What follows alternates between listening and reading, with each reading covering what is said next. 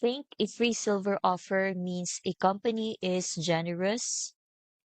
It might actually be a test, one that reveals whether they are really in it for you or just for the sale.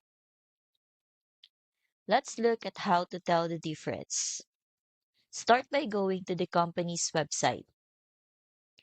In this video, we'll use Augusta Precious Metals as an example. As you can see here, you will find a full education section and clear disclosures. That's a sign they are serious about long-term trust and not just short-term promos. Now, compare that to companies pushing big giveaways, but not telling you the cost. Did they tell you the spread you will pay on that free silver? If not, you're not getting the full picture, and that promo might be hiding inflated commissions. If you want to see what to actually look for in these offers, I've linked a free guide below this video.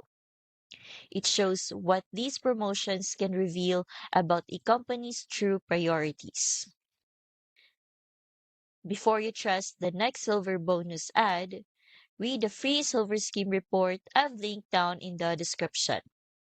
It might change the way you see free offers and help you protect your retirement savings.